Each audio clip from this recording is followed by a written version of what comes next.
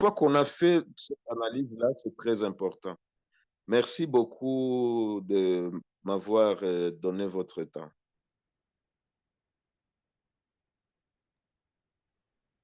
Ok, merci, cher professeur Bachangwa.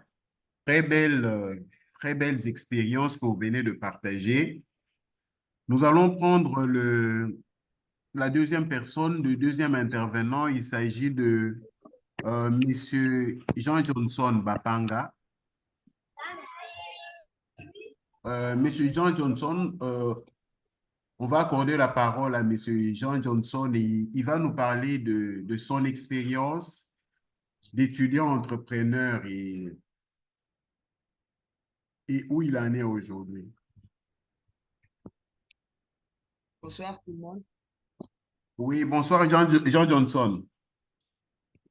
Ouais, bon, je ne sais pas si je dois encore me présenter, comme l'a dit le docteur. Mon nom c'est Jean Johnson Bapanga. Voilà. Et j'ai fini l'année passée à l'UPC en gestion d'entreprise. Donc là présent, je suis à fond dans ce que je suis en train de faire. Voilà pour la petite histoire. Moi, j'ai commencé avec des activités entrepreneuriales quand j'étais encore en G1. Euh, J'ai commencé voilà, un contact avec un ami qui, lui, était déjà dans, dans le business, vous voyez. Et voilà, désirait aussi de faire des affaires avec les jetés humanité. Quand je suis croisé avec lui, bah, il me dira, non, bah, il y a un concours où on prime des entrepreneurs qui ont voilà, des étudiants qui ont des bons projets, tout ça. Et après, les bases ont été contenues pour postuler sur un projet qui était sur le conditionnement en fait des poulets frits. Donc on achète les poulets et on les découpe, on frit, on les assaisonne et on congèle. On a candidaté, il y a ces programmes d'entrepreneurs avec les projets. Les projets ont été sélectionnés.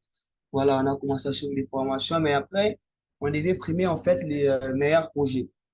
Et par rapport au processus, bah, il s'avère que dans mon projet, je ne peux pas être primé justement parce que ça semblait être trop coûteux et un peu complexe à réaliser à cette époque. Oui, je me suis dit, bon, le projet n'a pas été retenu pour être financé finalement, mais moi, déjà, étant donné que je suis dans les affaires, bah, je ne peux pas abandonner. Du coup, je dois chercher une activité d'autre qui pourra en fait et voilà, répondre à un problème et aussi et en fait à accrocher avec mon parcours dans le business. Et là, je me rappelle, j'étais bien dans ma chambre un jour, je réfléchis, je me dis, bon, qu'est-ce que moi je consommais les plus, mais qui n'était pas en fait produit localement.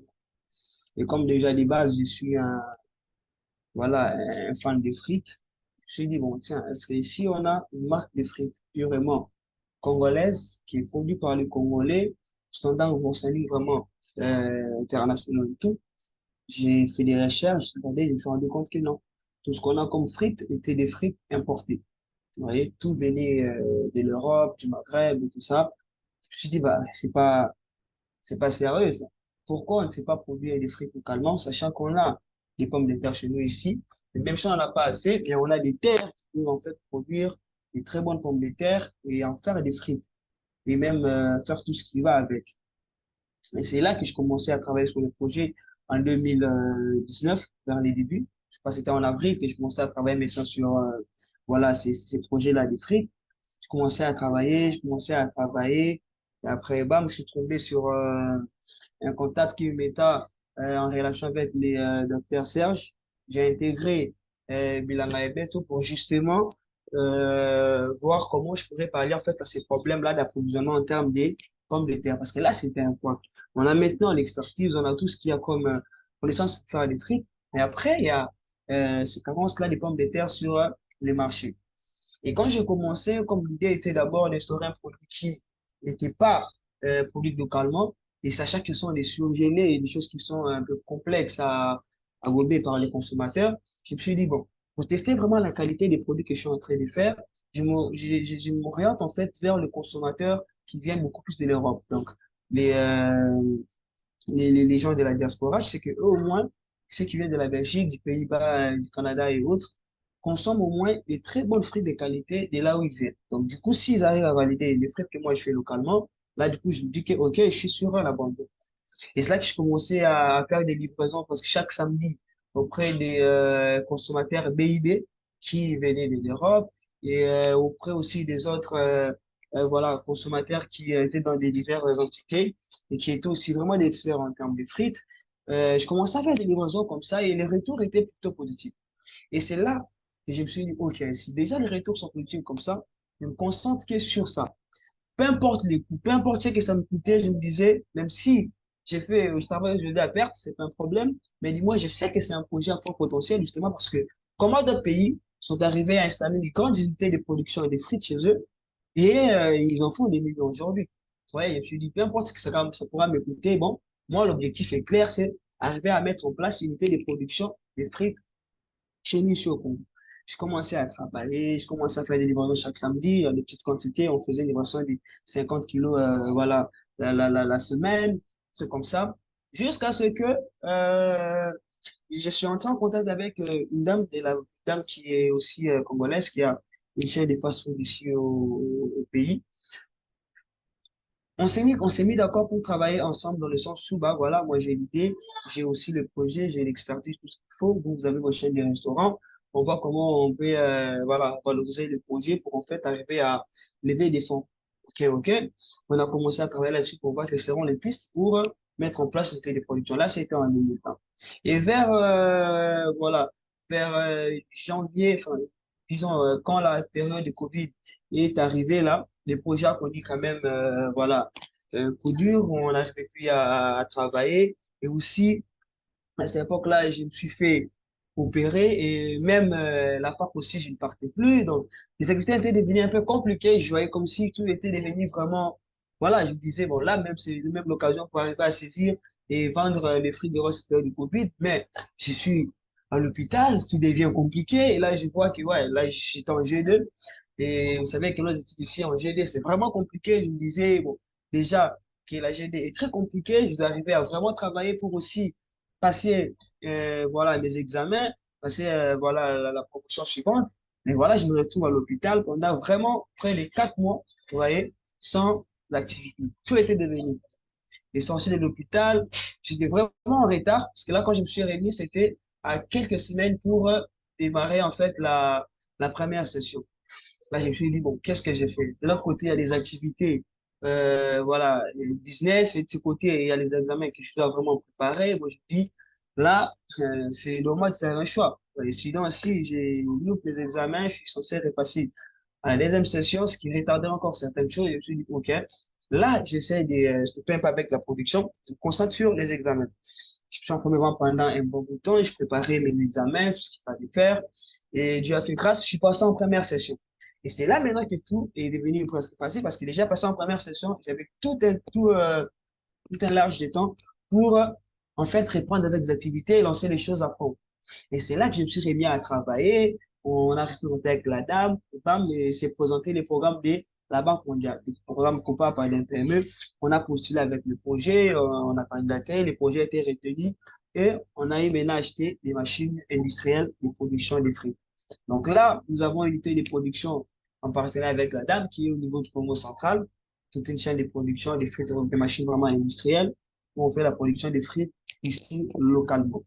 Et comme situation qu'on a toujours jusqu'aujourd'hui, on en parle avec des personnes souvent, c'est en termes d'approvisionnement des pommes de terre. Comme l'a dit monsieur Bosco à un moment, parce que quand il y a des contraintes comme ça, tout ce qu'on arrive à faire, c'est en fait trouver des solutions. Trouver des solutions, voire même que ce qu'on peut faire comme autre activité à côté qui va en fait nous ramener toujours à l'activité principale. Vous voyez, ce n'est pas là que je suis en train de travailler sur la culture des pommes de terre, voir en fait comment on peut arriver à avoir une très bonne pomme de terre et un prix bas, vous voyez aussi, et de manière constante.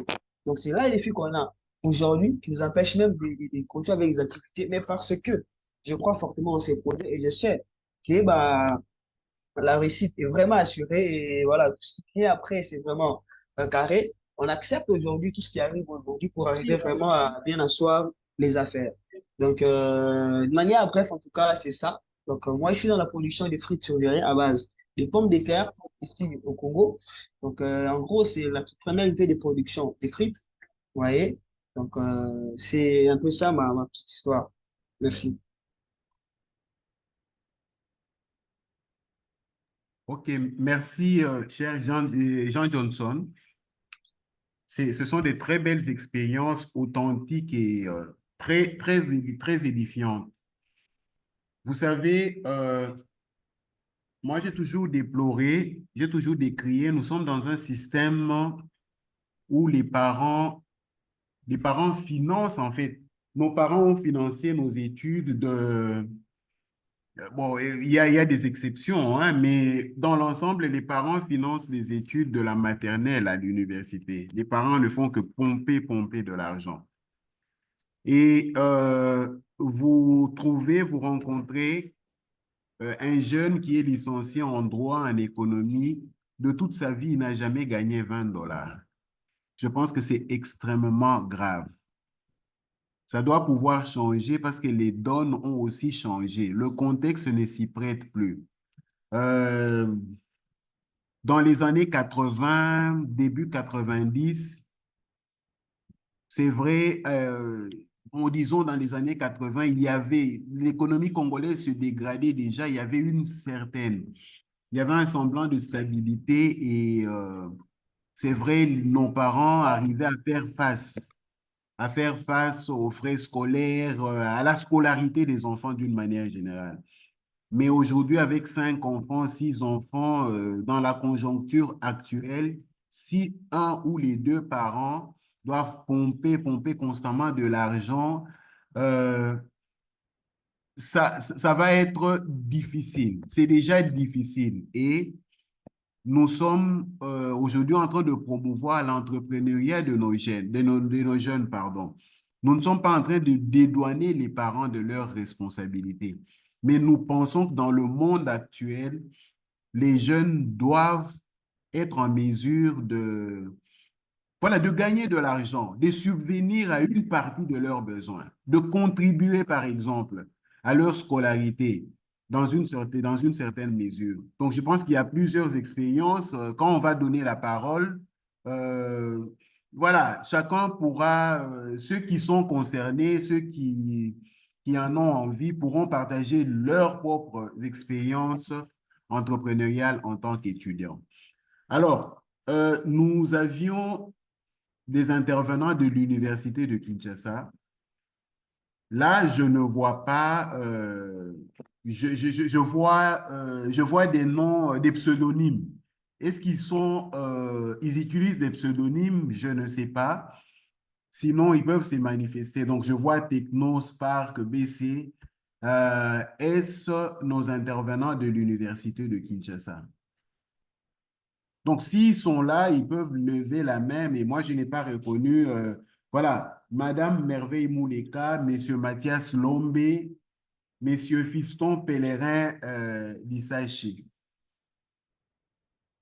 Sinon, voilà, à tout moment, ils pourraient, s'ils se connectent, ils vont devoir prendre la parole, nous partager leurs expériences, mais nous allons directement aborder les questions. Donc, cher professeur Bosco, cher Jean Johnson, écoutez une anecdote. En fait, Jean Johnson est arrivé dans Bilanga tout vraiment tout au début. Je pense que c'était en 2017-2018 et il était en première année de graduat. Il était le plus jeune entrepreneur et même le plus jeune membre de Bilanga tout. Et de ces faits, nous l'avions surnommé Neymar. Donc, jusqu'à ce jour, on l'appelle Neymar parce que, voilà, Neymar était aussi un jeune joueur quand il a commencé à faire ses preuves dans l'équipe du Brésil, l'équipe nationale brésilienne. Et donc, lui, on l'a surnommé Neymar, justement. C'est un entrepreneur que nous avons accompagné toutes ces années et nous sommes très fiers de ses progrès.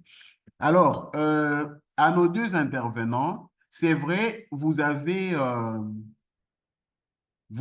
épinglé, vous avez relevé les défis de vos expériences respectives.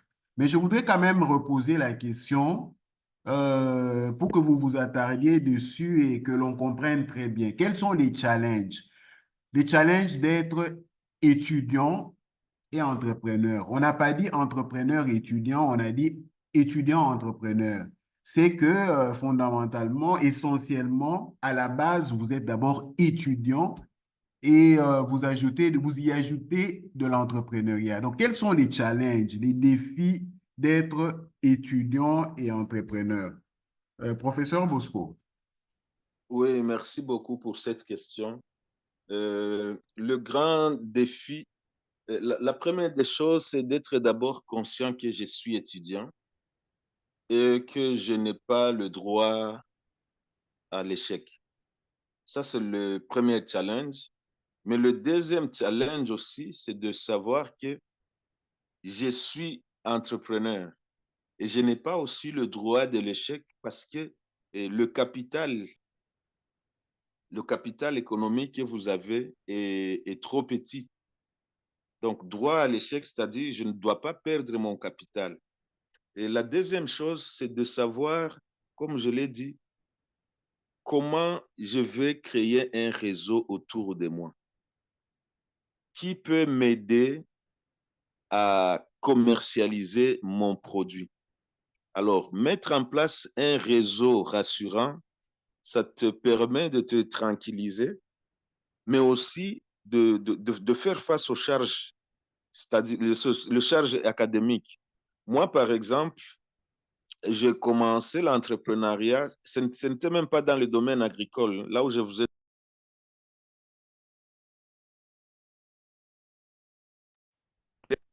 j'achetais des tissus, je rentrais. Cela veut dire que depuis la première année de graduat, je n'ai jamais étudié l'après-midi. Mais j'avais aussi l'obligation chaque soir d'aller chez un ami pour chercher les notes, pour recopier. Là où j'ai des difficultés, je dois poser les questions. Donc, je dois être rassuré que je suis à la page pour ne pas rater mon année scolaire, parce que quand tu rates l'année scolaire, ça devient encore des dépenses supplémentaires et des moments de stress. Donc moi, je peux dire que c'est ça le grand challenge, d'être conscient que même si je cherche l'argent, je dois étudier. Et comment avoir alors un réseau? Parce que quand tu donnes des choses à crédit, par exemple, tu n'es pas sûr et certain que tu vas récolter tout l'argent que tu devais récolter. Mais une fois que tu as mis en place un dispositif qui est bien ficelé, ça te permet, même quand tu as distribué tes produits et quand tu vas aller récolter de l'argent, ça te rassure que tu pourras au moins 70% de l'argent que tu as donné, en faisant les calculs pour te dire, OK, si j'ai récolté 70%, j'ai déjà une marge de bénéfices qui me permet à refinancer encore mes déplacements, tout ça. En fait, c'est ça, je trouve que le grand challenge que je peux donner à ce niveau-là. Merci, professeur. Jean Johnson.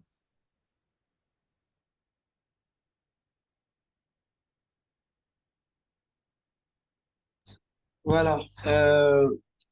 À cette question, justement, bah, les challenges, bon, ce que je l'ai dit, hein, les bases, nous étions d'abord étudiants. Bon, ceux qui les font, les bases sont d'abord étudiants. Et pour ça, on sait qu'étant étudiant, ce qu'on a comme obligation, c'est vraiment réussir ces examens et passer, voilà, la formation suivante.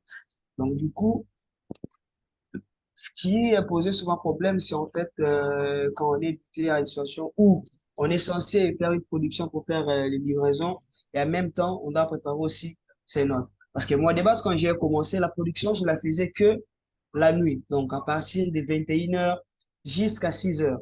Et quand vous le faites comme ça, à 8 heures, 8h30, vous devez déjà être à l'université. Donc, vous voyez que le temps même de voir cette note, même de se reposer, c'était un peu compliqué parce que les cours prennent fin à 17 heures. Vous rentrez, vous mangez, vous reposez un peu, vous prévoyez un peu de notes, vos notes, vous arrangez ce que vous devez euh, apporter demain matin à l'université, vous mettez déjà à côté, vous partez travailler, vous revenez, vous changez, vous partez à l'université.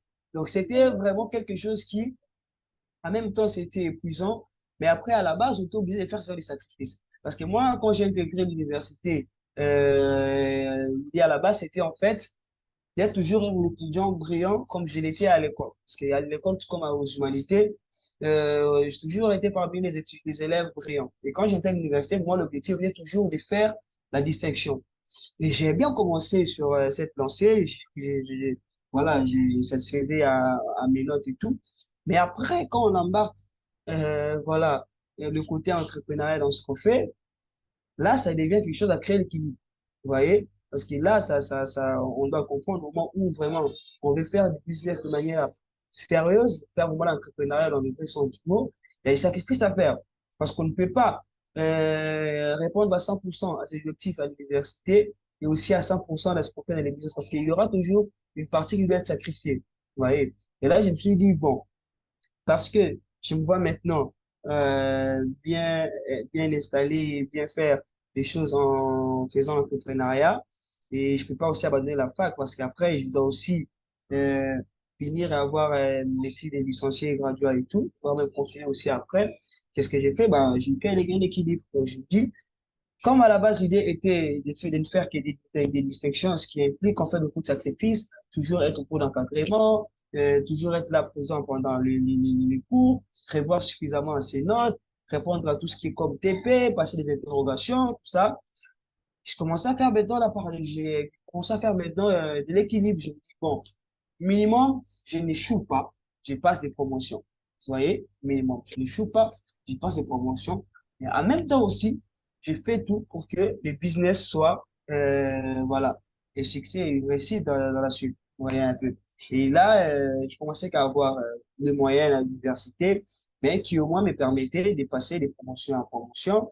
Et côté business, j'arrive aussi à répondre à certaines exigences. Donc, c'est en fait ça les plus grands challenges. C'était à ces niveaux-là. Quand on a d'abord les ambitions comme étant étudiant, et après on s'embarque dans les business, si on ne maîtrise pas très bien ces deux choses, on risque de créer des équilibres qui pourraient être fatals. Soit on échoue à l'université et les business progressent, vous avez un retard au niveau de l'université. Soit vous passez vraiment des promos, mais après, les temps passés dans les business, les capitales investis, vous le perdez aussi, ce qui crée encore un frein. C'est pourquoi beaucoup, à un certain moment, parce qu'il y a des équilibres, soit ils abandonnent les affaires, ils se concentrent aux études, mais là, vous avez perdu en termes d'investissement, et aussi, qui sait si les projets allaient aller trop loin, soit ils abandonnent en termes des études et ils se concentrent sur les business, et ce sont des choses, souvent, quand on les fait, ça a souvent des risques. Parce que rien n'est rassurant si après, on sera en train d'évoluer vraiment dans les affaires, ou soit si après, on aura forcément gagné sa vie en faisant des études. Parce que moi, pour ma part, juste la petite chose, je l'ai pas dit, j'ai fini, euh, j'ai fini avec une mention, la plus grande distinction, mais ayant défendu sur un sujet qui n'avait rien à voir avec ce que j'ai fait comme étude à l'université. Parce que moi, j'ai fini en gestion d'entreprise, mais mon sujet portait sur l'ISO 22000 comme étant un outil de performance commerciale pour les entreprises. Ce que j'ai fait, c'est que j'ai créé un pont entre l'ISO 22000 et la performance commerciale. Parce que l'idée de travailler sur l'ISO 22000 m'est venue parce que, justement, en 2019, avec BIB, j'ai participé à une formation sur ISO 9001. Et déjà, ancré avec ces petites notions-là, j'ai développé, voir quelles étaient en fait d'autres normes qui pouvaient en fait toucher le secteur dans lequel moi j'étais. Et j'ai commencé à travailler sur la norme ISO 22000 jusqu'à ce que j'ai travaillé mon travail de fin d'année en licence sur ISO 22000 qui, en les travaillant, je n'avais même pas pour ambition de finir à l'OCC. Mais là, je ne l'ai pas dit. Mais quand j'ai fini, je balance mon travail dans le groupe BIB, les docteurs, les transferts dans d'autres groupes aussi. Et puis, il y a un cadre de l'OCC qui, en voyant les travaux, demandera bien sûr au docteur d'entrer en contact avec moi pour justement intégrer son équipe au niveau de l'OCC dans ce qui est la certification des produits. Et ça, c'est quelque chose que moi, je n'ai pas prévu. Mais maintenant, admettons que parce que je suis concentré qu'à faire des affaires, je laisse les études, j'abandonne, je ne mets pas de sérieux dans les études. Vous voyez que cette opportunité, peut-être, je ne l'aurais pas rencontrée à un certain niveau. Mais parce que, comme je vous ai dit, j'ai créé de l'équilibre, mais je faisais bien les choses étant conscient et concentré. Comme pour ce qui est concerné mon travail de fin d'études, je me suis vraiment concentré là-dessus. J'ai vraiment mis tout mon temps, j'ai mis tout voilà, tout ce que j'ai comme intelligence et travaillé sur un domaine qui, en fait, m'est rallié à la vraie vie par rapport à ce que je faisais déjà pour ne pas avoir les difficultés. Parce que j'ai fait une défense où les jurys n'ont même pas posé des questions, tellement qu'ils ont trouvé que tout était clair, et avec des éloges même des jurys. Pourquoi? Parce que je me suis mis dans un bain où je travaillais que dans le secteur où j'étais. Mon sujet cadre avec ce qui faisait déjà dans la vie. C'est ce qui a été un peu trop facile pour moi à un certain niveau. Donc, pour justement dire que quand on est étudiant, entrepreneur, pour ne pas dire entrepreneur étudiant, il faut toujours créer de l'équilibre. Qu'il y ait de l'équilibre entre les études et ce qu'on fait. On n'est pas, après, faire des opportunités qui veulent se présenter d'un côté tout comme de l'autre. Merci.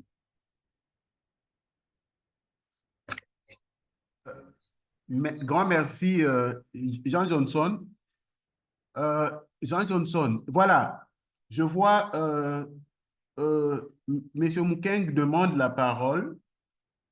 Voilà, on peut lui donner la parole. C'est une question, une intervention ou encore une contribution. On peut déjà commencer.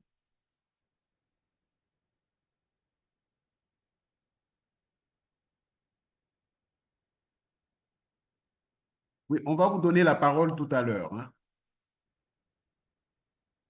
Voilà, il y a Justin qui a aussi demandé la parole. Est-ce qu'on peut accorder la parole à ceux qui ont demandé, à ceux qui la demandent, pardon? Essayez Bonsoir d'ouvrir. à tous. Monsieur Moukeng, je vais juste vous demander d'ouvrir votre micro. Ouais, ouais. Ouvrez votre micro, c'est ça.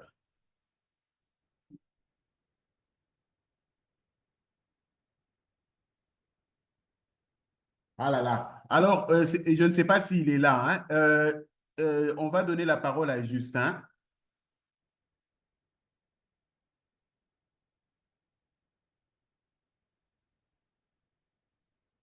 Bon, il faut toujours ouvrir, hein, son micro quand vous avez demandé la parole.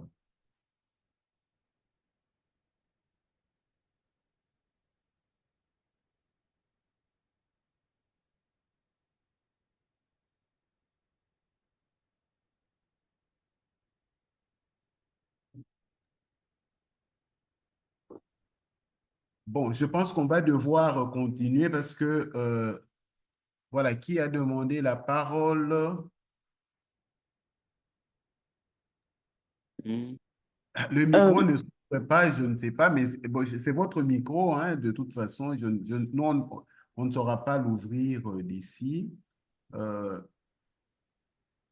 Ce que vous pouvez Alors, faire, Monsieur Moukeng, c'est peut-être vous déconnecter et vous reconnecter. oui. s'il te plaît, le Bluetooth. Non, ça te laisse, tu souffres déjà, c'est. Oui. Ça me laisse là. Monsieur Mbaye, est-ce que vous pouvez, comment, fermer votre micro? Docteur, en attendant que ceux qui ont demandé la parole reviennent, OK. je souhaiterais moi-même intervenir aussi. Oui, s'il vous plaît, allez-y. D'accord. Alors, bonsoir tout le monde. Moi, je m'appelle Rachel, Chilela Rachel.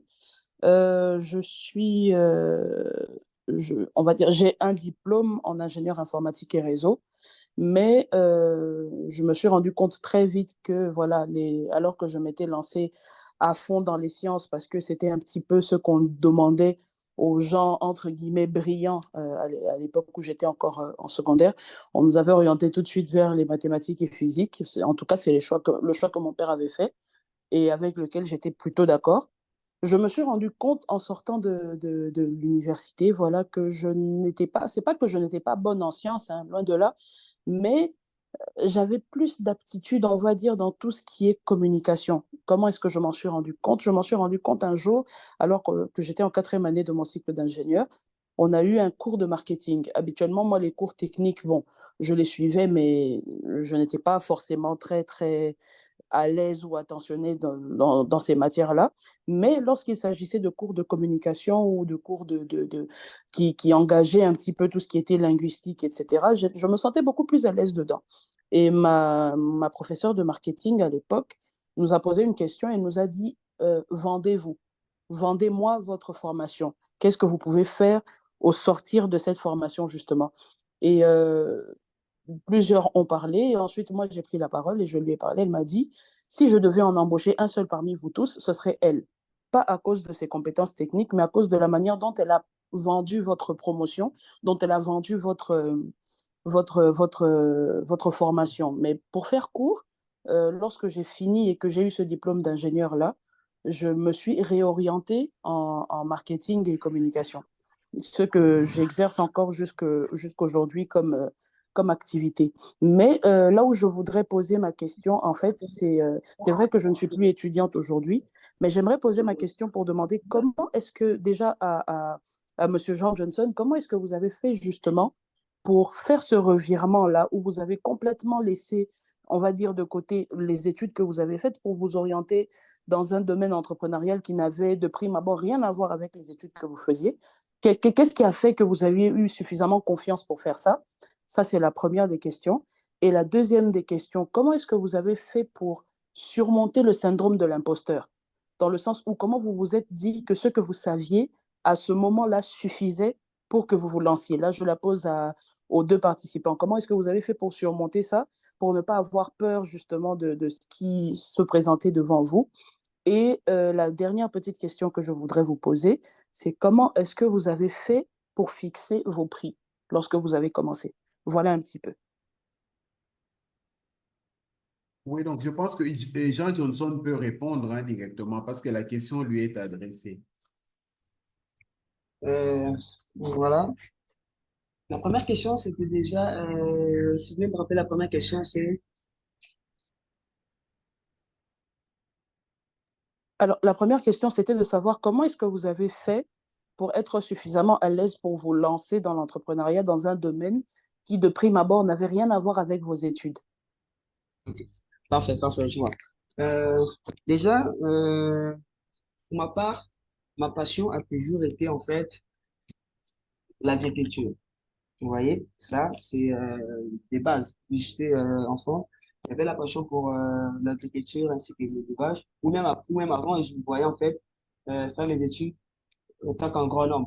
Vous voyez, mais après, quand on grandit, on nous dit que bah, pour devenir, enfin, pour faire les affaires dans l'agriculture et tout, on n'est pas forcément obligé d'être agronome. Vous voyez, mais par contre, on peut faire voilà, des études qui peuvent nous positionner en fait mieux même à gérer certaines choses. Et en s'élançant, déjà même en faisant les études, enfin mes études dans l'économie, c'était parce que l'idée pour moi était de devenir un grand homme d'affaires. Vous voyez, c'était d'abord ça. Et je me disais même, qu'est-ce que je pouvais faire comme étude en fait pour justement être calé dans les business. Mon maman orientant m'a dit que non, bah, vous pouvez faire le management, c'est là qu'on enseigne au moins comment voilà, gérer les entreprises, comment faire les affaires et tout. Mais en les faisant, j'avais toujours en tête l'idée, en fait, de faire l'agriculture. Vous voyez, retomber dans le secteur agricole et passer à la transformation. C'était ça déjà. Donc, c'est pourquoi, quand on parle de la vision, moi, je me dis, c'est en fait un repère. La vision, c'est un repère, c'est ce qui fait que peu importe ce qu'on peut faire aujourd'hui, on sait dans quoi ça peut nous ramener. Là, vous avez parlé d'un revirement, mais moi, je ne pas, je n'appelle pas ça un revirement de situation ou même un contour, mais plutôt un plan. Vous voyez. Moi, je me disais, aujourd'hui, je fais le management, c'est pour faire les affaires, mais dans quel secteur? Vous voyez? Parce que je ne suis pas forcément obligé de finir en agronomie pour après faire voilà, les business dans le secteur agro-industrie. Non. Mais par contre, qu'est-ce que je peux faire pour après être calé dans ce que je vais faire comme business? Donc, quand j'ai fini en management, même en étant d'abord étudiant, quand je me suis déjà lancé, je me suis dit, OK, tout ce que j'apprends à la fac, ça ne pourra que me servir dans la gestion de ce que je veux faire. Et pour ce qui est de la production des fruits et tout, ça, je me suis auto-formé. Vous voyez, je me suis auto-formé et en les faisant, justement, parce que j'avais confiance en ce que je faisais. Et surtout, j'ai confiance en moi où je me dis, le projet peut sembler être compliqué ou voilà, les gens peuvent dire que ça ne peut pas marcher, mais parce que moi je le sens, parce que moi je les vois de manière positive, parce que moi je me dis que oui, ça va marcher, jusqu'aux preuves du contraire. Jusqu'aux preuves, tu veux dire que non, vous voyez que voilà, là, toutes les conditions étaient réunies, mais rien à donner bah, je ne dirais pas que non, je change de projet, mais je me pose la question de savoir pourquoi les autres l'ont fait et moi, je n'arrive pas à le faire. C'est en fait ça. Quand je vois dans d'autres pays, ils ont monté des grandes usines de production des frites qui tournent à merveille, d'autres pays qui ont suivi après, d'autres encore qui ont suivi, mais je me dis, c'est impossible qu'on ne puisse pas réussir à les faire. Vous voyez un peu, c'est vraiment ça la grande motivation. Je dis, c'est impossible qu'on ne puisse pas, peu importe les obstacles, peu importe ce qui peut se poser comme problème, on peut aussi faire unité des production de frites ici, localement. Vous voyez. Donc, du coup, pour moi, les études, c'était d'abord comme un temps plein. Parce que là, je dirais, juste après, là, normalement, je suis maintenant censé évoluer, je suis censé compter les études de master en management industriel. À l'université, j'ai fait le management tout court, mais là, maintenant, comme spécialisation, je vais maintenant faire le management industriel. Ce qui me ramène dans mon secteur d'activité, qui est l'agroalimentaire. Vous voyez un peu. Donc, déjà, cette confiance-là que j'avais et cette certitude que j'avais sur ce que je faisais, c'est en fait ça qui m'a motivé à rester vraiment dans ce que j'ai fait. Même pour les études que je faisais comme études à l'université, je me disais, oui, je peux bien évoluer dans le secteur agro-industrie tout en faisant le management. Et maintenant, quand je finis en management, voilà, je suis en train de m'orienter sur le management industriel qui me ramène toujours dans ce que je suis en train de faire. Du coup, pour répondre brièvement, je dirais, c'est d'abord la vision qu'on a, la vision qu'on a. Parce que quand on a la vision, on sait tout faire pour nous ramener à ce qu'on a comme objectif. Vous voyez? En faisant mes études là, je ne les faisais, je ne me suis pas retrouvé entrepreneur brusquement. Vous voyez? C'est déjà ce que j'ai cautionné depuis longtemps. Même si vous demandez à mes camarades et des élèves quand on était, je dirais, moi, tout ce que je dois faire dans la vie, c'est le business. Vous voyez? Je dirais de manière vaguement. Et du coup, arriver à les faire, c'était en fait juste des portes en fait. Donc, je fais du management et là, je rencontre quelqu'un qui me met dans un circuit des entrepreneurs et ben voilà, j'évolue. Et ça a été un peu facile parce que c'est déjà ce que moi je me disais avant. Donc, je me suis pas, donc ça n'a pas été un accident et je viens là, l'entrepreneuriat est là, pouf, et après, non. C'était déjà prémédité, je me disais oui, je vais faire des affaires, mais comment arriver là? Et c'est tout ça qui a construit en fait comme les pistes, voilà, des solutions pour en arriver là. Là, je crois avoir répondu à la première question. Par rapport à la deuxième question qui rapporte par rapport à voilà, ces sentiments-là, de ne pas sentir imposteur par. Je dirais que c'est la même chose. Hein. C'est presque la même chose qui est la détermination. Hein. Je sais que non, bah, c'est un risque de les faire. Ça peut ou ne pas marcher, mais comme je vous l'ai dit, pourquoi les autres l'ont fait, ça marche, et pourquoi chez ça ne peut pas marcher? Moi, je me dis c'est impossible. Ouais. Sachant que ici sur Terre, tout est possible hein, à celui qui croit, comme on me l'a dit. Ouais. Et là, je me dis non, c'est impossible. Je peux pas échouer aussi longtemps que déjà, il y a, comment on dit, il y a déjà cette envie-là en moi, il y a déjà, voilà, ces soucis-là en moi de les faire. Vous voyez, si en moi il y a ces sentiments-là de pouvoir faire cette activité, ce qui veut dire qu'il y aura il y aura toujours des points qui vont me ramener à les faire. Parce qu'il va vous mentir, il y a vraiment beaucoup de contraintes aujourd'hui qui, si même la personne faisait ce business en étant motivé que par l'idée de gagner forcément l'argent ou juste de faire les affaires, il aurait déjà abandonné. Vous voyez, parce que jusqu'à aujourd'hui, on n'a pas encore même fait des réels bénéfices. Hein. Vous voyez, je dirais même qu'on travaille dans des situations où bah, on investit, on met par là, on met par là pour juste aboutir à ce qu'on veut. Mais le business n'est pas encore bien assis. Mais pourquoi on n'abandonne pas? Parce qu'on sait que ça finira toujours par payer. Il y a des problèmes qui se pointent là, on trouve des solutions et voilà. Il y a ça comme problème, on trouve des solutions et voilà. Parce que comme on dit, tout business qui semble être facile au début, bah, c'est déjà un business risqué. Mais quand il y a des business où vous voyez qu'il y a vraiment des contraintes, il y a vraiment des difficultés pour en faire, c'est justement un parcours, c'est justement un processus pour arriver en fait à bien installer les choses. Donc cette confiance-là est venue du fait que je me disais, ça ne peut que marcher parce que les autres l'ont fait. Vous voyez, ils ont bâti des grandes usines qui font des grandes productions qui livrent presque le monde entier. La RDC importe près de 2 millions de dollars juste dans l'achat des fruits. Vous Deux voyez? milliards, hein? Pas millions, Voilà, milliards. voilà, voilà. Des milliards, on change des 2 milliards chaque année uniquement pour les frites. Vous voyez que c'est vraiment énorme. C'est vraiment Non, en fait, énorme. 2 Et là, en plus, milliards, ce sont les, en fait, pardon, hein, c'est toutes les denrées alimentaires, hein, importé. confondues. Hein. Voilà, Ouais, oui. voilà. Et là, moi, je me dis, mais pourquoi ne pas avoir même une part de 30% dans ces marchés-là? Vous voyez, même si on donne accès aux importations. Donc, pour vous dire que moi, j'étais là en mode, ça ne peut que marcher. Je me concentre à faire aussi mes études, mais pour ce qui est de ces business, même si ça me prendra autant de temps, parce que là, ça va faire combien? Depuis 2000, depuis 2017, comme le directeur l'a dit, donc je commençais réellement à faire ça en 2019. Donc aujourd'hui, je t'en déjà vers presque 6 ans qu'on est dans ça. Vous voyez? Donc ce n'est pas rien. Et c'est pas après 6 ans comme ça qu'on pourra abandonner un business pareil où on sent du potentiel. Donc on ne peut que évoluer dans ça.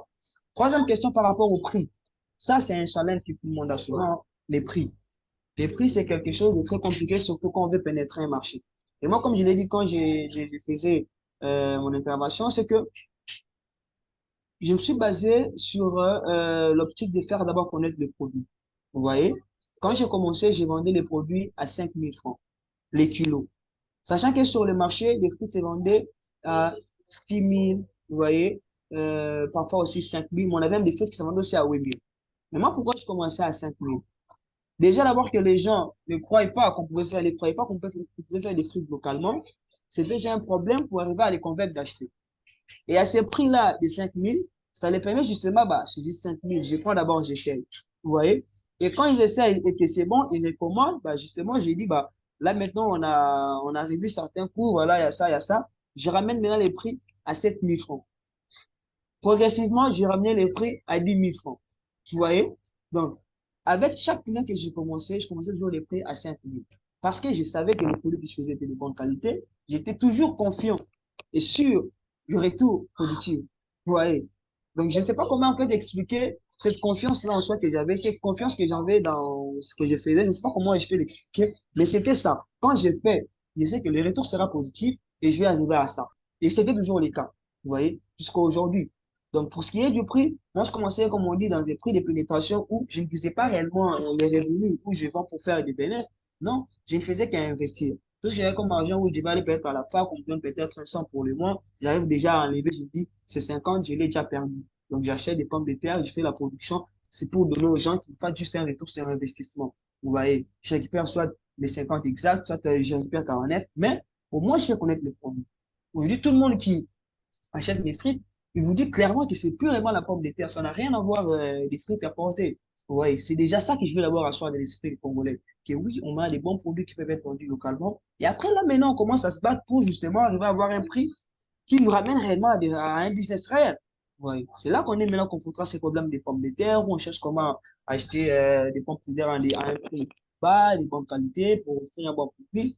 Donc, c'est en fait ça. Je crois avoir répondu à toutes les questions, hein. OK, je pense que le professeur Bosco, oui, a demandé la parole, il voulait intervenir, oui. Oui, je voulais apporter deux petites réponses pour les deux questions de Madame Rachel. Par exemple, je vais dire que Monsieur Johnson, il a bien répondu à la première question. Moi, ce que je voulais ajouter, c'est la passion, en fait. Donc, pour se lancer dans une activité donnée, c'est la passion.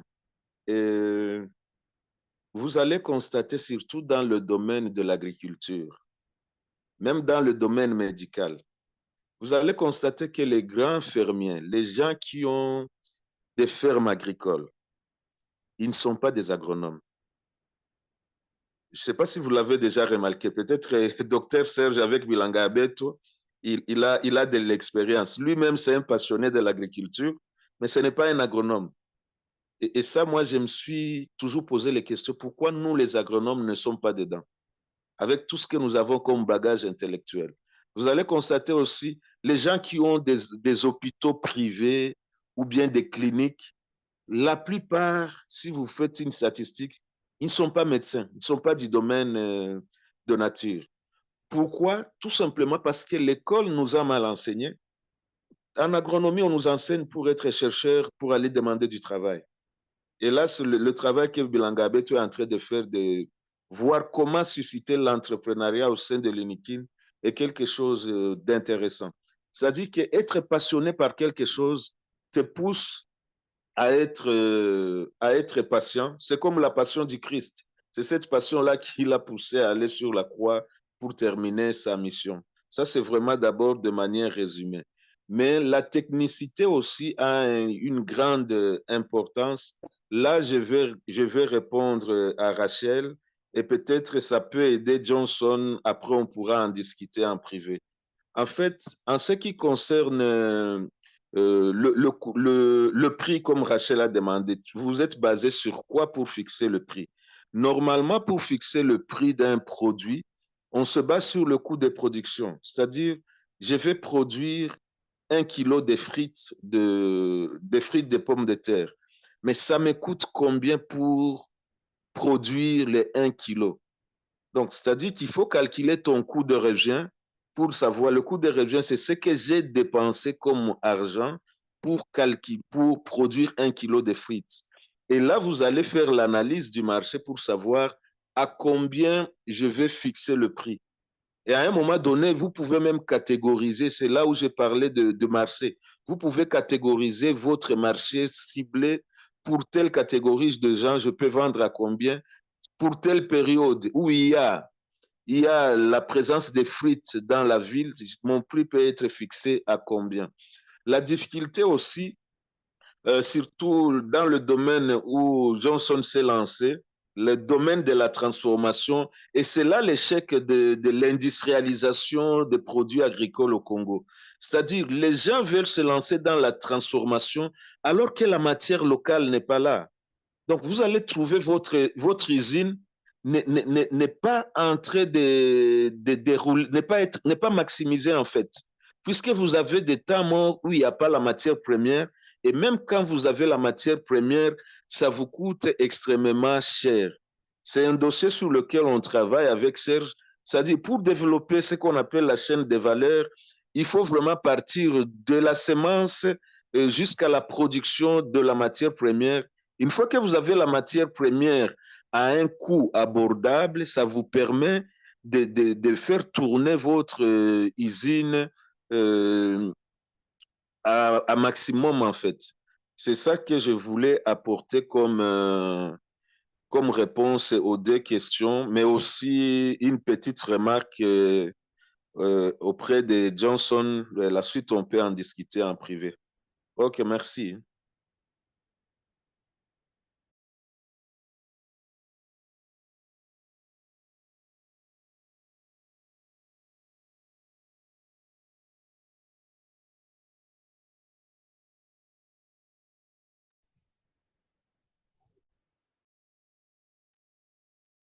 Docteur Serge, vous avez la parole.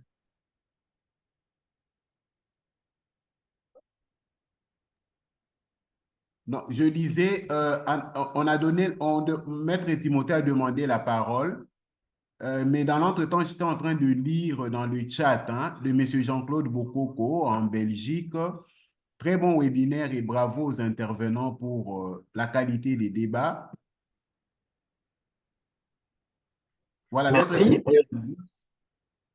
Merci. Bonsoir, chers amis. Vous m'entendez? Oui, oui, on te capte. Ok, c'est bon, c'est bon. En fait, merci en tout cas pour la qualité. J'ai dû changer même d'appareil pour rester connecté. Alors, j'ai peut-être pris un peu de cours, mais je voulais insister sur un autre aspect en parlant de l'entrepreneuriat. Moi, je pars d'une petite expérience personnelle aujourd'hui pour demander en fait aborder en fait un autre aspect de l'entrepreneuriat.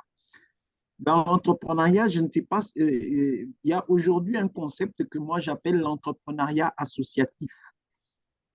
Et aujourd'hui, beaucoup de nos jeunes étudiants ne réalisent pas. En fait, l'entrepreneuriat, il peut aller dans le domaine, en fait, dans un domaine lucratif, mais tout comme il peut aussi être un entrepreneuriat dans le domaine scientifique et qui sera très porteur. Je pars de ma petite expérience. Je termine les études de droit et quelques mois après, un ami m'invite à participer à une réunion dans une ONG. Je vais dans une ONG, l'ONG, certains peut-être la connaissent, Avocat Vert à l'époque. Et donc, l'ONG, c'était une ONG spécialisée sur le droit de l'environnement. Mais à partir de l'ONG, j'intègre l'ONG, je commence à faire des notes, des recherches sur les questions d'environnement. On m'apprend comment rédiger 2-3 articles, En fait, l'ONG me donne des compétences. Des compétences et les compétences en fait basiques qui me permettaient en fait d'expliquer, de présenter en fait les compétences que j'avais. Et aujourd'hui, plus de 10-15 ans après, presque 20 ans après, je suis j'ai évolué longtemps dans cette filière et même ça nous a permis aujourd'hui de naviguer aussi dans l'agriculture, les questions de droit, dans l'agriculture, dans l'environnement, dans le tourisme, dans divers domaines. Donc aujourd'hui, je crois qu'il faut aux jeunes étudiants leur parler également de l'entrepreneuriat associatif. De l'entrepreneuriat associatif. Ça veut dire qu'aujourd'hui, les jeunes se plaignent en se disant, voilà, quand je termine mes études, on va me demander une expérience de 3 ans, de 4 ans. Mais nos jeunes étudiants oublient aussi que si vous intégrez une ONG aujourd'hui, moi je le fais aujourd'hui, Serge peut le témoigner, dans Bilangabé, où on le fait, nous avons des étudiants qui sont avec nous déjà étudiants. Mais quand cet étudiant termine, il a passé 3 ans dans Bilangabé, 3 ans en étant actif, mais il a déjà gagné 3 ans d'expérience. J'ai travaillé avec lui 3 ans d'expérience, rien. Ça ne va pas m'empêcher de faire pour lui un document en disant qu'il a 3 ans d'expérience. Donc, l'entrepreneuriat associatif, c'est aussi une forme d'entrepreneuriat dans laquelle il faut encourager. D'abord, ça développe les étudiants à avoir de la curiosité. Aussi, ça crée le réseau de l'étudiant. Au point que quand je parle avec les étudiants, je leur dis que le meilleur moment pour se créer des opportunités professionnelles, c'est pendant qu'on est étudiant. Je l'ai expérimenté moi-même. J'ai fréquenté des cabinets d'avocats, j'étais étudiant. Mais le jour, lorsque je terminais mes études, il y a déjà des gens qui me connaissaient, qui connaissaient quand même que voilà, ce jeune homme-là, il est plus ou moins, voilà, il est plus ou moins compétent, il est curieux. Et donc, l'entrepreneuriat associatif aujourd'hui est une dimension très importante que nos étudiants parfois négligent. Nous tous, nous savons que, voilà, à un moment, on avait d'ailleurs un slogan assez farfelu. Quand on était étudiant, on se disait que, voilà, un bon étudiant ne fait pas les cours 6 jours sur 6.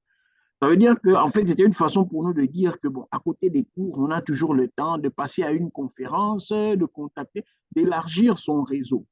Et aujourd'hui, les étudiants ne savent pas que et je l'ai remarqué, quand vous êtes étudiant, comme stagiaire, on vous accepte partout. Vous pouvez faire des relations, mais quand vous venez avec un diplôme, vous êtes une menace. Vous êtes une menace, vous menacez quelqu'un. Le papa là qui a fait l'école normale, quand vous venez avec votre diplôme dans cette boîte-là, vous menacez. Mais si vous y étiez déjà dans le cadre d'un entrepreneuriat associatif, ça peut vous propulser. Donc, l'exemple d'ailleurs de Johnson dans Biangabé est partant, nous l'avons vu nous-mêmes, comment il est venu, le dynamisme qu'il avait. Voilà, vous terminez, vous n'avez pas d'animosité autour de vous, mais vous avez des gens qui acceptent de vous porter. Donc, cet aspect-là de l'entrepreneuriat associatif est assez déterminant. Maintenant, à côté, il y a aussi même l'entrepreneuriat dans les questions même scientifiques. Moi, je considère, aujourd'hui, on a cru faire croire aux gens l'entrepreneuriat comme si c'était lié directement à l'argent. Non, moi, je crois que l'entrepreneuriat, c'est un état d'esprit. C'est une approche de vie, en fait. Ça n'a rien à voir avec l'argent parce que comment vous allez expliquer que 4 médecins qui ont étudié, qui ont fait la même faculté, qui ont eu les mêmes cours, les mêmes professeurs, mais après, un d'entre eux arrive à créer une structure médicale qui engage ses amis. Non, c'est simplement comprendre qu'il a compris qu'il ne fallait pas lire la médecine, il fallait lire un peu des finances, du marketing. Bref, c'est une approche de vie, c'est un état d'esprit. Et donc aujourd'hui, l'entrepreneuriat, malheureusement, on en a fait des cours. Hein. C'est comme ça qu'on a des professeurs d'entrepreneuriat, on a nos professeurs de gestion, mais un professeur de 35 ans de gestion, mais il n'a jamais rien réussi à monter. Vous allez à la faculté d'économie, c'est la faculté qui a le plus grand désordre. À la faculté de droit, rien de droit, tout est en désordre. Donc, bref, c'est comme ça que je voulais en fait faire cette intervention pour encourager en fait à diversifier l'entrepreneuriat ne pas le lier directement à une activité lucrative, mais à toute activité, en fait, qui permet, entre guillemets, d'aller à l'aventure, de développer de nouvelles compétences au-delà du cadre de l'enseignement. Donc, c'est un peu cette dimension-là. Il y a l'entrepreneuriat associatif, même dans la science. Hein. Je voyais des amis, on a eu tous le temps d'aller suivre des cours en économie pour comprendre à gauche, à droite. On aimait tel professeur, tel ou tel autre professeur. On allait suivre des cours à gauche, à droite, où il y avait des conférences. Vous allez vous étonner, chers amis. Nous sommes à Gombe, la zone administrative, hein? Mais c'est là que se passent les conférences, parfois gratuites, les conférences, toutes sortes d'activités.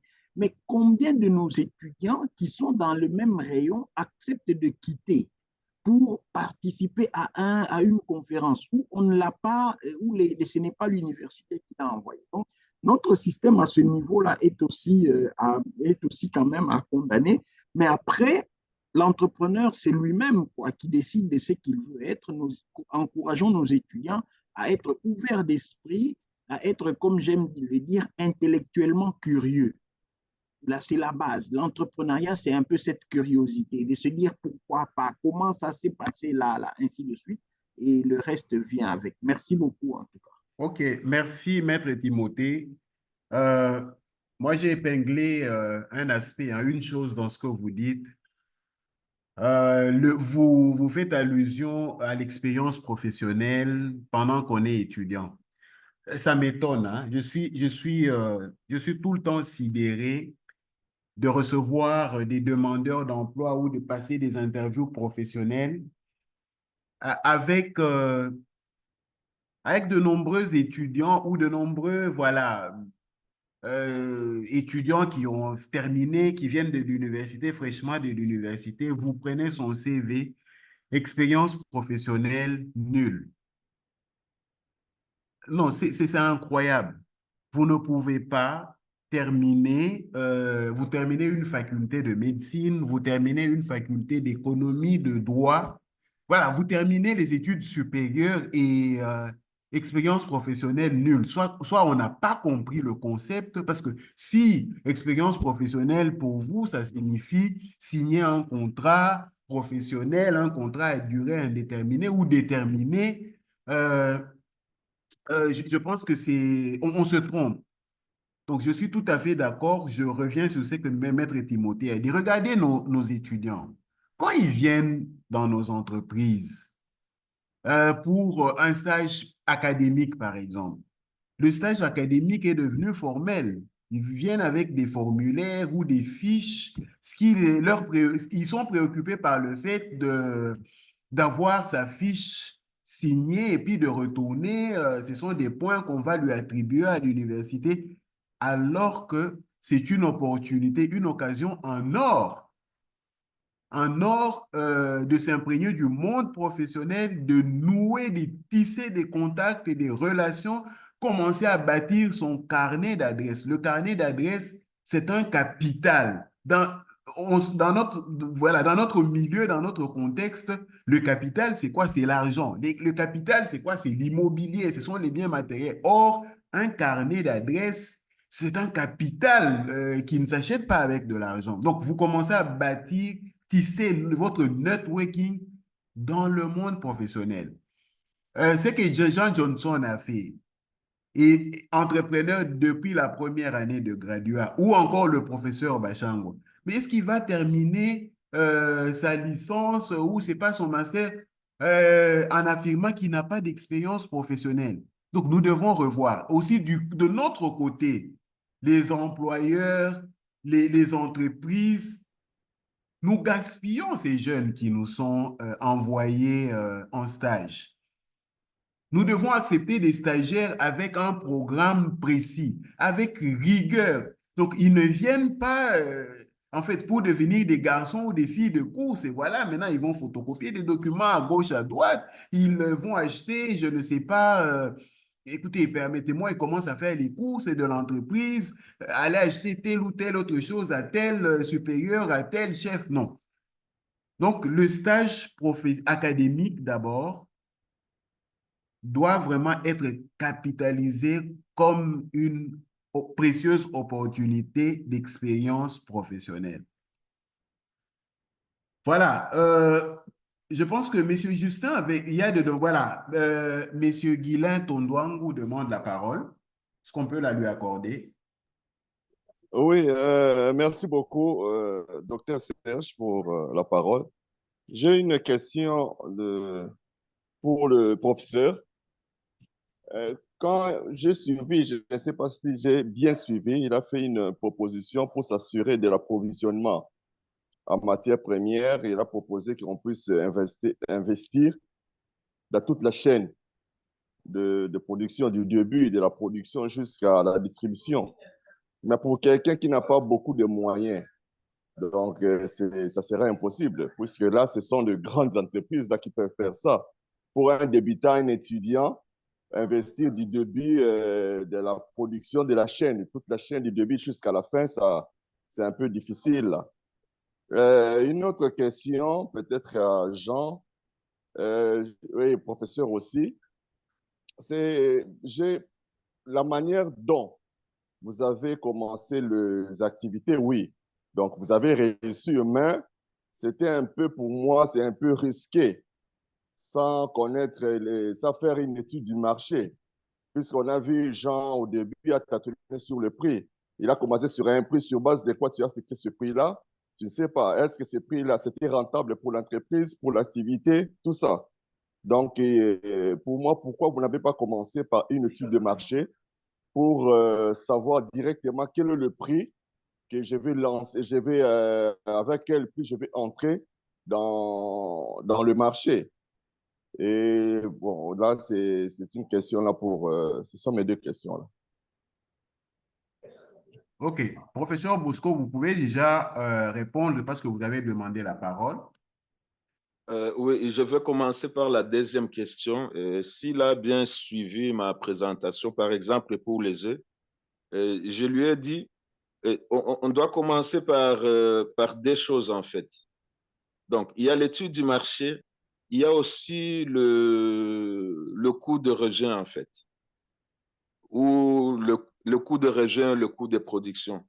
J'ai expliqué, par exemple, pour la vente des œufs des poules pondeuses au Burundi, on a commencé d'abord à analyser la production. Si nous-mêmes nous produisions dans les conditions de Bukavu, ça va nous coûter combien pour produire un œuf et quel est le prix de vente d'un œuf sur le marché. Alors, nous, on a constaté que produire un œuf dans les conditions de Bukavu à l'époque était trop cher, était supérieur que le prix d'achat d'un œuf sur le marché. C'est-à-dire qu'on devait travailler à perte. C'est ainsi que ce projet-là, ça a été comme une étude expérimentale. On ne l'a pas poursuivi en fait. Et moi, du coup, j'ai analysé alors l'origine, le marché en fait. Les œufs que nous consommons, ça vient d'où? Comme ça vient en Ouganda, je n'avais pas les données pour savoir pour combien ça coûte en Ouganda, pour les faire arriver à Bujumbura, ça coûte combien? Directement, pour arriver à Bukavu, ça coûte combien? Et moi, directement, je suis allé à Bujumbura pour faire mon étude, pour voir, connaissant déjà le marché de Bukavu des œufs, j'ai analysé pour voir si j'achète ici en gros les œufs à Bujumbura et les acheminer jusqu'à Bukavu, toutes les charges y compris, ça me coûte combien? Quelle est la charge d'un œuf pour le faire arriver à Bukavu? Et une fois que j'ai eu cette charge-là, j'ai regardé le prix d'achat à Bukavu d'un œuf. J'ai constaté que j'avais une marge bénéficiaire. Ainsi, j'ai étudié mon marché pour dire à qui je vends. Comme je ne pouvais pas être vraiment un détaillant, je me suis dit, OK, je cherche une alimentation où je veux devenir un fournisseur. Et puis, connaissant déjà, ayant fait mon stage à la Bralima, je voyais déjà le moyen que les gens de la Bralima ont. J'ai fait quand même une campagne là-bas pour sensibiliser. Est-ce que je peux amener les œufs à la Bralima? J'avais un accord. Et là, moi, j'avais trois marchés. C'est-à-dire un marché où je vendais 2,5 $ 30 œufs Un autre marché à la Bralima où je vendais 4 dollars 30 F, mais un autre marché du quartier parce que quand vous amenez les œufs, il y a des cassures, il y a des traces. Et ces œufs qui ont déjà des cassures ou des traces, tu ne peux pas les vendre dans une alimentation. Je les vendais au quartier. Et là, je le vendais à 1,5 parce qu'il faut que ça sorte pour éviter que ça puisse pourrir. Et là, je me retrouvais comme ça. Et pour la première question que vous avez posée, concernant la chaîne de valeur. Donc, en étant étudiant, on ne peut pas vraiment, vous avez raison, on ne peut pas se lancer à toute la chaîne. Mais au moins, on peut s'assurer de l'origine de la matière première. Et il y a pas mal de stratégies pour faire ça, c'est-à-dire comment je peux trouver les semences et comment je peux encadrer les paysans en leur accordant les semences. Comme ça, ils produisent et moi, je leur achète. Parce que pour faire leur usine, ils ont fait la collecte de fonds. C'est-à-dire qu'il est aussi important de penser à la source, à la matière première, parce que tu ne peux pas avoir une usine et tu n'as pas la matière première. Mais si tu as la matière première, ils devaient intégrer dans leur collecte des fonds combien ça coûte pour avoir la semence et quels sont les paysans qu'on peut encadrer ou bien les producteurs qu'on peut encadrer en leur donnant des semences et puis on leur achète. Là, vous avez déjà un circuit qui vous permet d'avoir la matière première facilement à Kinshasa ou bien autour de Kinshasa. C'est ce que je peux dire un peu à ce niveau-là.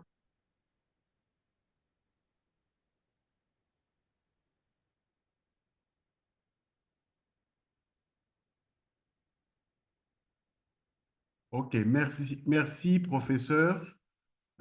Jean Johnson, je pense que tu es aussi concerné par les questions. Oui, oui. Oui, oui. Par rapport à la deuxième question qui est reliée au prix, voilà, par rapport à l'étude du marché. En tout cas, c'est que sûr, avant de monter n'importe quel business, il y a toujours des questions préliminaires qu'on se pose. Bah. Ces questions-là constituent déjà même l'étude des marchés, en gros. Parce qu'on ne peut pas se lancer dans un business où déjà d'emblée, comme ça, on ne voit pas comment ça pourrait être rentable. Vous voyez un peu.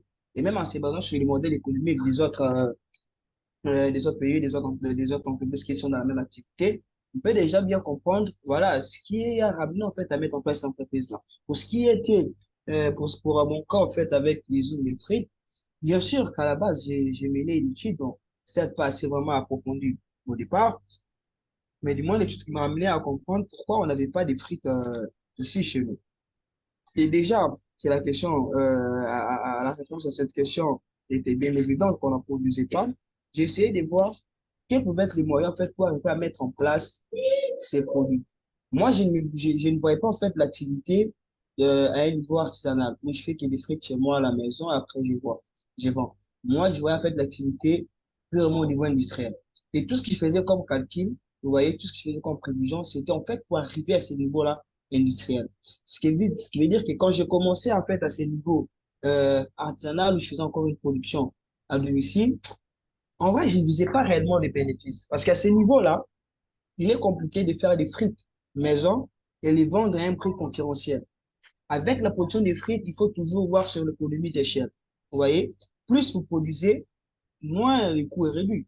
Vous voyez un peu.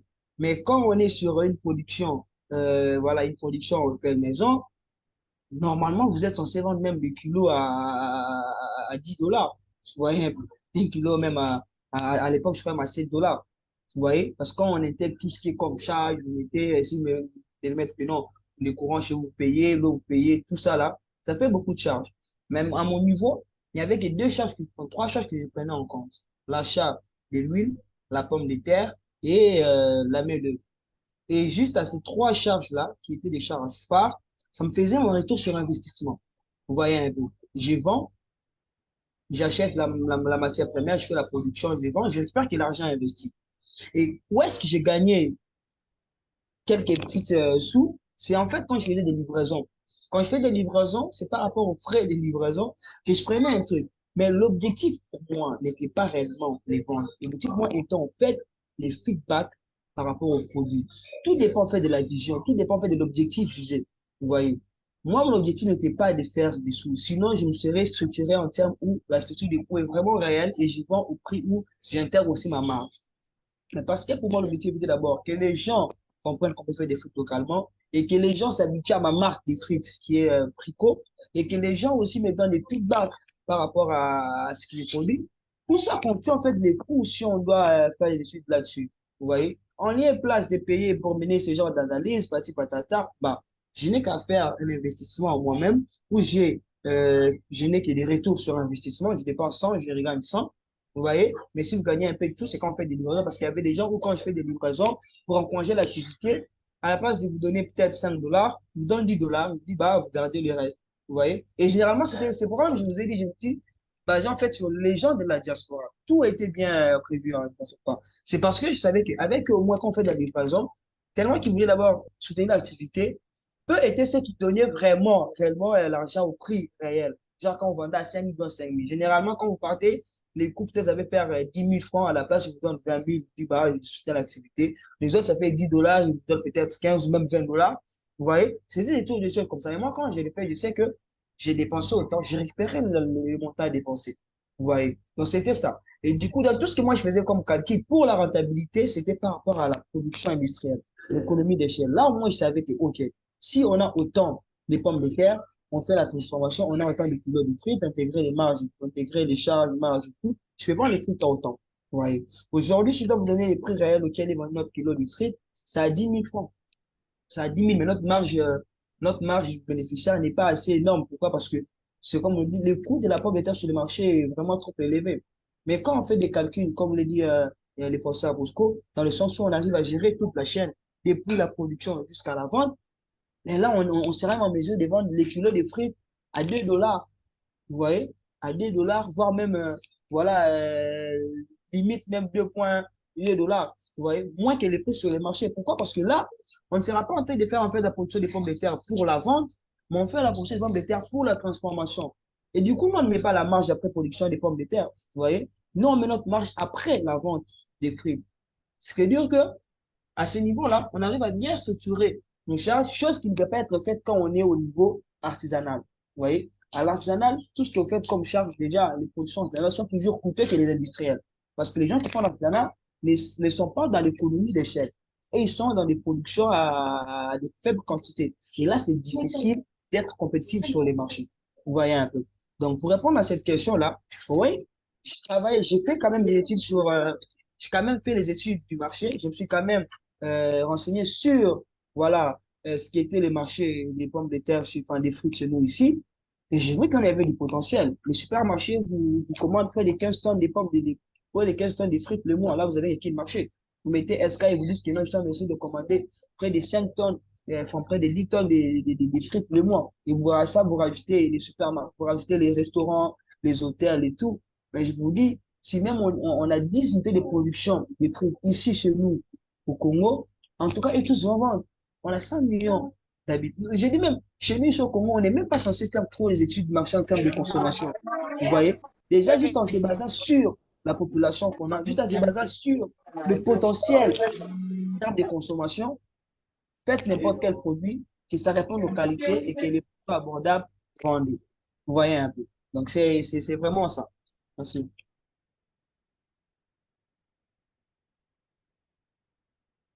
OK.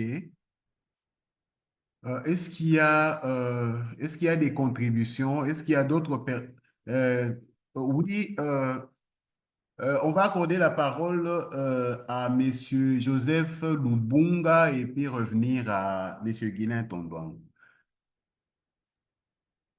Merci beaucoup.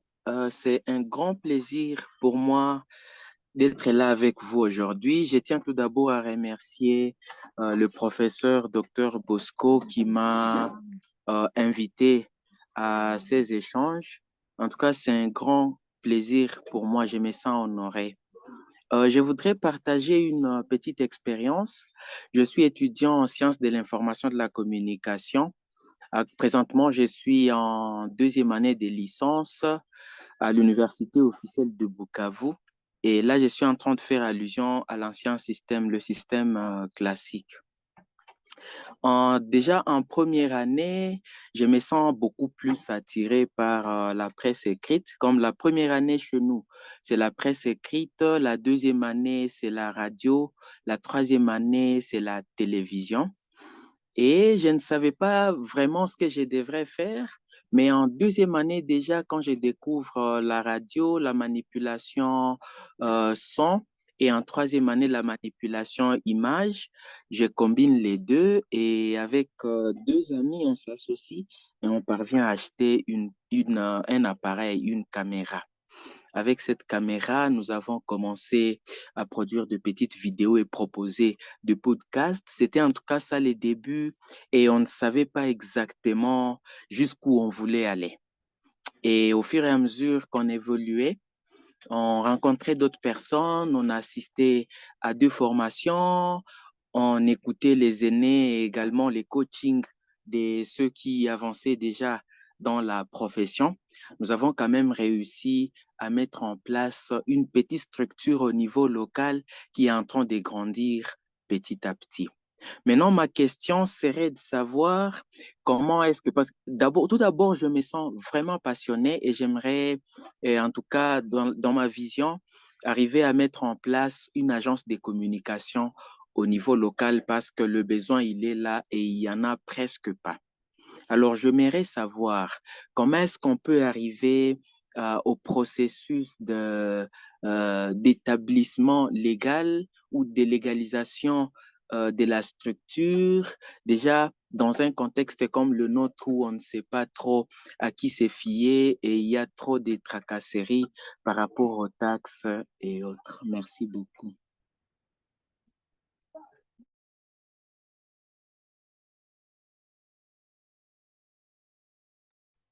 Oui, merci Joseph pour la question. D'abord, le partage de votre expérience, hein, qui est aussi une belle expérience. Donc, comment des étudiants dans le domaine de la communication, voilà, exploitent une opportunité qui existe et trouvent le moyen de gagner de l'argent, de se faire de l'argent, de gagner une expérience. Bon, en ce qui concerne la formalisation, je pense que voilà, votre question se rapporte à la formalisation, création d'entreprises. Et je pense que vous êtes dans une partie de la RDC où l'entrepreneuriat est très actif. Donc, l'Est de la RDC, le Nord, le Sud Kivu sont des provinces très dynamiques. Donc, toutes les fois que je m'y suis rendu, j'étais impressionné par le dynamisme des gens. La première fois que je suis allé à Bukavu, je pense que c'était en 2012 ou 2013. La vie ne s'arrêtait pas parce que il pleuvait, hein, dans une même journée, il pleuvait 3, 4 fois. Et c'était assez boueux pour se déplacer, mais ça ne stoppe pas l'activité économique. Les hommes, les femmes, les jeunes sont actifs.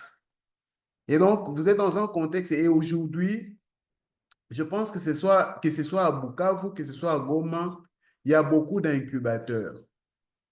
Je pense que via les incubateurs, il est aujourd'hui possible justement de se formaliser, de, de bénéficier d'un certain encadrement. Donc, je vois par exemple à Goma avec les incubateurs qui existent là. Donc, des jeunes, ils peuvent être étudiants ou ils viennent fraîchement de terminer leurs études, mais ils sont encadrés, ils ont un espace modeste où il y a une connexion Internet, ils sont accompagnés. Donc, je vous encourage à vous diriger vers ça parce qu'il y a de la formation, il y a de l'accompagnement et bon, au moment venu, vous allez voler de vos propres ailes. Voilà, c'est vrai, de manière indépendante, bon, de manière indépendante, c'est quoi? Vous faites aider par les services d'un avocat, il vous crée une société, le guichet unique et tout, vous suivez la procédure. Vous avez voilà, vous avez votre entreprise, la forme, et c'est vous-même qui en décidez. C'est soit une société unipersonnelle, c'est soit vous vous associez avec des gens pour créer. Mais je pense quand même que pour les jeunes entrepreneurs, les étudiants entrepreneurs, le schéma, la logique des incubateurs me semble mieux indiqué, plus approprié dans notre pays. Alors, il y a quelqu'un qui demande la parole sous le nom de... J'ai promis la parole à M. Guilain Tondouangou après Galaxy A51, je ne sais pas, la personne ne s'est pas identifiée. Oui, monsieur, c'est bon. Je reviens encore pour la deuxième fois, parce que le sujet est pour moi très, très intéressant. Je voudrais poser une question à nos intervenants concernant la comptabilité, puisque je n'ai pas attendu depuis le début jusqu'à maintenant faire allusion à la comptabilité. Quelle est la place de la comptabilité dans vos projets? Est-ce que dans vos projets, vous avez une comptabilité organisée? C'est ça ma question.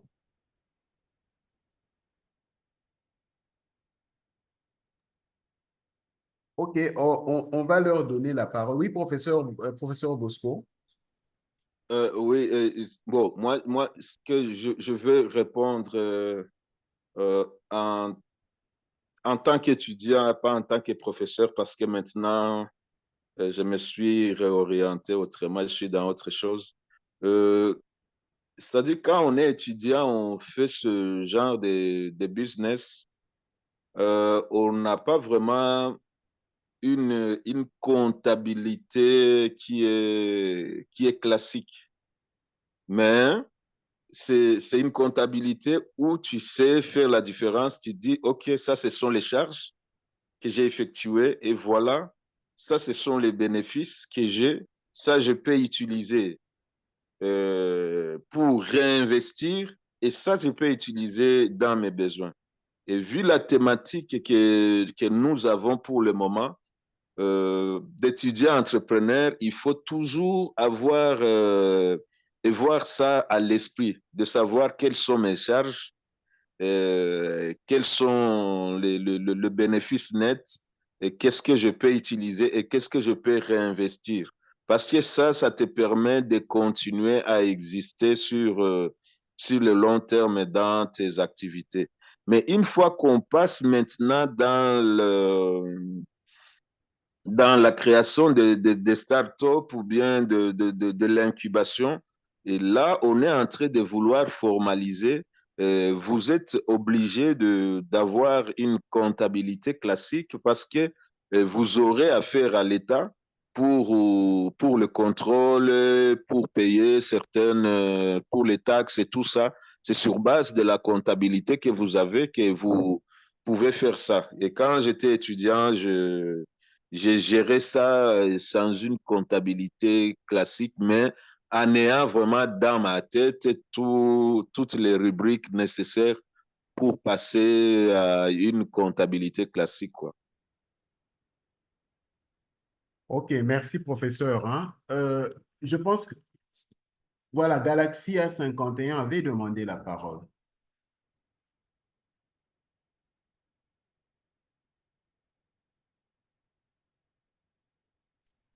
Allô, vous m'entendez? Oui, oui, oui, on vous entend. Ah, c'est Madame Nathalie. Donc, j'ai changé de téléphone, c'est pour cela que mon nom ne se montre pas moi, Nathalie Mouad. C'est moi qui ai Ah, demandé la parole. J'ai changé de merci. téléphone, c'est pour ça que le OK. nom. Voilà. Je voulais quand même faire une petite intervention par rapport, disons, à l'exposé de Maître Timothée concernant les étudiants stagiaires.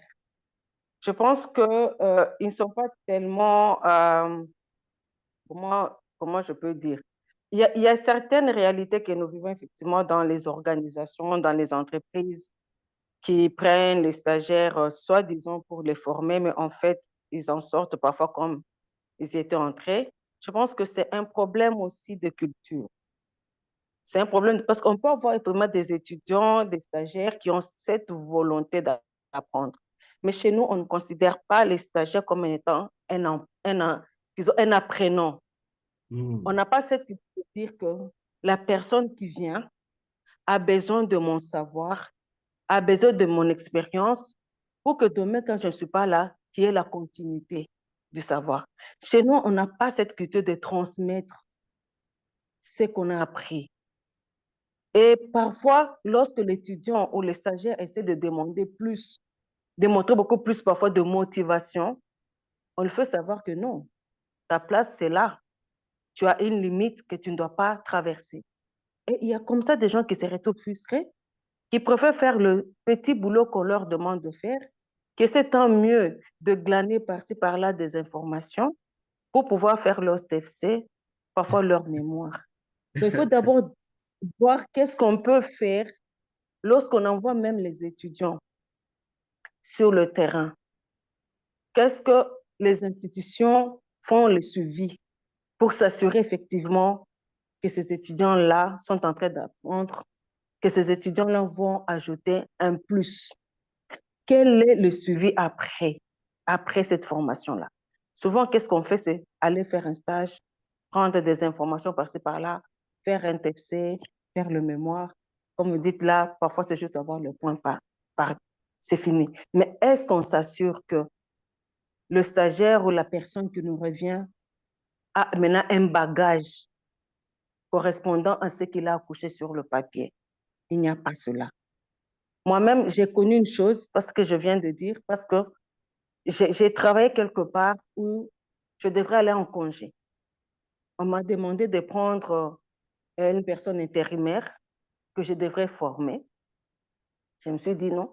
Moi, personnellement, la culture, c'est d'apprendre cette personne-là, que cette personne puisse faire un travail à la hauteur de ce que je faisais pour que même quand je reviendrai, je ne puisse pas trouver beaucoup comment on appelle, des tâches en suspens.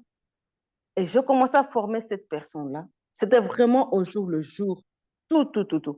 Mais il y a une personne aînée qui m'a interpellée à l'époque, qui m'a dit, mais pourquoi est-ce que vous apprenez autant à cette stagiaire-là? Elle n'est venue que pour un temps. Je dis, mais quand je ne serai pas là, il ne faudrait pas qu'on tout le temps commence à m'appeler pour intervenir. Non, cette personne doit être en mesure de couvrir, doit apprendre, parce qu'on ne sait jamais, demain, on peut avoir besoin de cette personne. Et cette personne doit être à la hauteur de vos demandes. Mais dit non, on ne fait pas ça. Vous ne pouvez pas prendre une personne étrangère, vous venez, vous ouvrez les portes de la maison, les portes du salon, de la cuisine. Vous faites tenter même cette personne dans votre chambre, vous dites ça c'est ma chambre, ça c'est l'étudiant. Mais demain, cette personne va vous remplacer, vous allez vous retrouver où? J'étais choquée. Vous comprenez? Donc, c'est Oui. d'abord dans la culture même des entreprises qui reçoivent ces stagiaires. Qu'est-ce qu'ils attendent de ces stagiaires? Est-ce qu'ils sont contents des entrepreneurs qui demain les choses, ces gens-là vont quand même faire la continuité, ou on a peur, comme Maître Timothée a dit, on a aussi peur de dire que demain, si cette personne vient avec le papier, cette personne risque de me remplacer. Moi-même, ayant fait encore des études supérieures en environnement, j'ai eu à faire des stages, c'était bien, mais le jour où je me suis pointée à cet organisme-là, maintenant avec un papier en bonne et due forme, les portes m'ont été fermées, on ne répondait plus aux appels, on ne répondait plus aux emails et tout ça. C'est pour dire qu'on n'a pas cette culture-là de se dire que je suis là pour un temps et qu'il doit y avoir une continuité. Donc, il faut vraiment qu'on puisse aussi travailler dans les chefs des entreprises, des organisations, pour dire que c'est ça le développement, c'est ça l'apprentissage. On doit pouvoir léguer à la génération qui vient ce que nous avons appris pour que cette génération puisse aussi ajouter quelque chose en plus. Et c'est ça le développement. Donc, c'était ça un peu mon point de vue. Merci beaucoup Ah pour... ouais, très pertinent, hein. Donc, c'est très pertinent. Vous voyez, nous avons tendance à accuser les jeunes, comment, à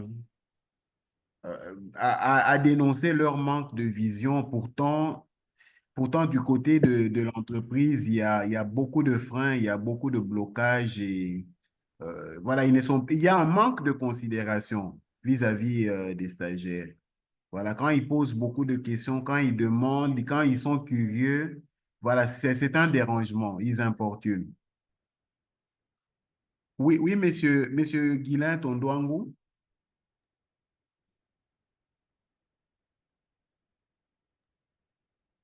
Non, je n'ai pas de questions là.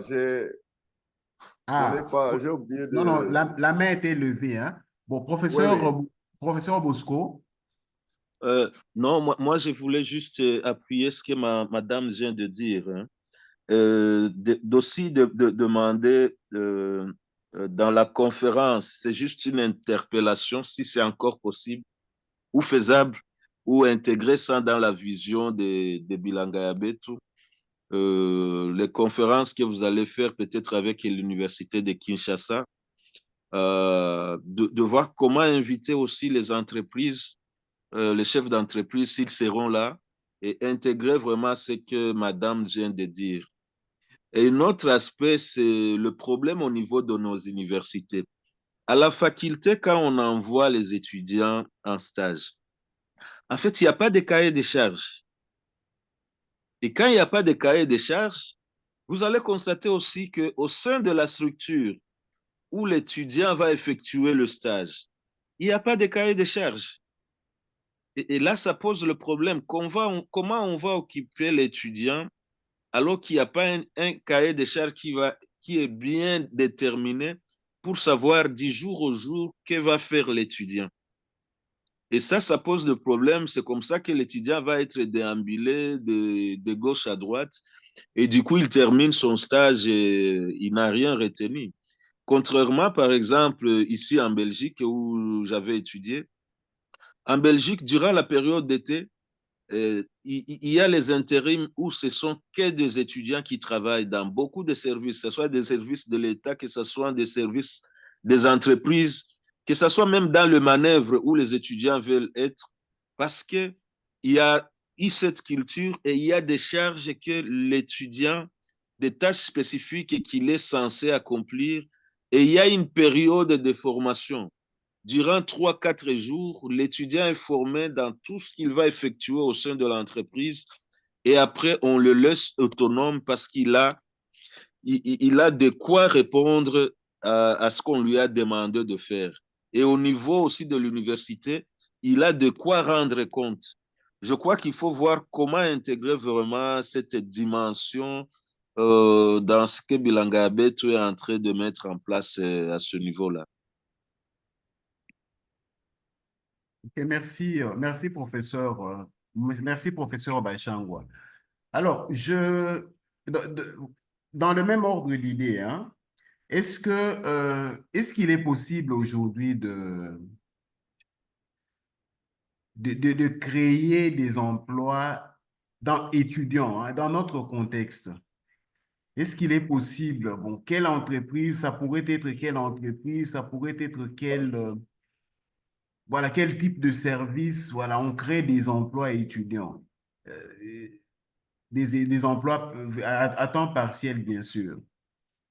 Est-ce que vous en avez, je ne sais pas s'il y a parmi les participants, je parle de la RDC, nous savons que dans les pays étrangers, ça se fait, mais chez nous, est-ce que, je ne sais pas, d'abord, la législation, Maître Timothée, les juristes qui sont ici, la législation est-elle un frein? Ou encore, voilà, qu'est-ce qui nous empêche, qu'est-ce qui nous empêche de pouvoir créer des emplois étudiants, bon, ou encore ce sont les programmes. Est-ce que les universités devraient occuper les étudiants autant? Ça, c'est une question aussi que je me pose. Ça dépend peut-être des facultés, mais qu'est-ce que vous en pensez? On a encore 10 minutes, presque 10 minutes, hein, pour, nous avons 10 minutes, on termine dans 10 minutes, et donc, je ne sais pas, professeur Bosco, qu'est-ce que vous en pensez? Moi, je crois que il y a un niveau au niveau des universités. Je prends l'exemple à l'Université Espoir d'Afrique du Burundi. On a créé le truc des jobs étudiants ou parce que le système dans lequel nous sommes, les étudiants ne travaillent pas du matin au soir. Alors, dans les heures creuses, là où il y a des besoins spécifiques au niveau administratif, on sait d'occuper les étudiants. On les forme et on sait de les occuper, de faire des tâches spécifiques.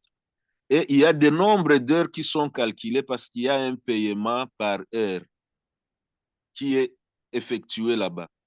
Et je crois qu'au niveau aussi des entreprises au Congo, c'est possible de recourir aux étudiants parce que la législation, s'il y a un vide au niveau de la législation, l'étudiant peut travailler comme un intérimaire. C'est-à-dire, il va effectuer autant d'heures, mais qui lui permet de gagner quelque chose et ça réduit aussi les charges de l'entreprise, en fait. C'est là où il faut sensibiliser les entreprises pour leur montrer que si la personne a encore un statut étudiant, ça peut leur permettre de réduire leur charge de travail sur le plan financier et c'est un bénéfice pour l'entreprise, mais il faut que l'étudiant soit vraiment réellement formé pour des tâches spécifiques. Je suis déjà parti vers là. Voilà ce que je voulais dire là. Ah, ok. Innocent a demandé la parole. On peut accorder la parole à Innocent Assoua. Oui, bonsoir à tous et j'espère que vous allez bien. Je suis Innocent Assoua, jeune entrepreneur. J'ai fini mes études l'année passée à l'Université catholique du Congo. Et pour répondre à cette question, j'aimerais en fait partager mon expérience par rapport à ce que j'ai eu à faire à l'université. L'Université catholique du Congo a organisé en fait le système de job étudiant. Et j'ai cette expérience. Quand j'étais à l'université, j'ai eu à faire ce genre de job où je travaillais.